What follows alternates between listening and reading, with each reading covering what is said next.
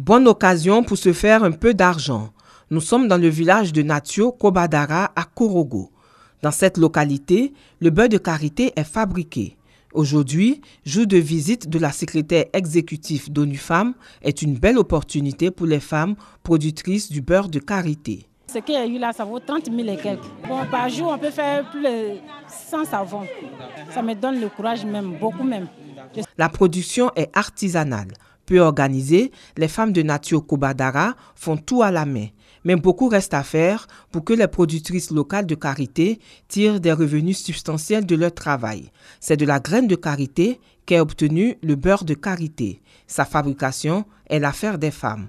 Et pour preuve, la secrétaire exécutive d'ONU Femmes et la ministre de la Famille ont mis la main à la pâte. Le processus de fabrication de savon à base de beurre de karité, de miel, d'huile de palme et d'argile est démontré. Après la solution de la soude, on met le beurre de karité, 4 mesures, et l'huile raffinée aussi. On mélange avec de l'huile rouge et puis ensuite le miel. C'est pour rajeunir la peau. On pense ça pour se laver, pour rajeunir la peau. Les femmes de ce village sont organisées en association. Elles produisent plus de 5 tonnes de beurre de karité.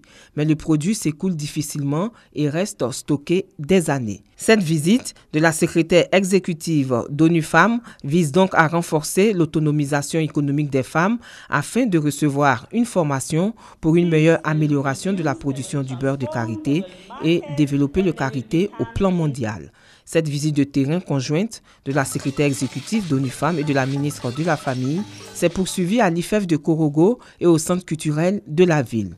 Ici également, l'amélioration des conditions de vie des femmes a été évoquée. La prochaine étape, c'est de rechercher les ressources pour ces femmes-là, pour qu'elles puissent produire plus en masse.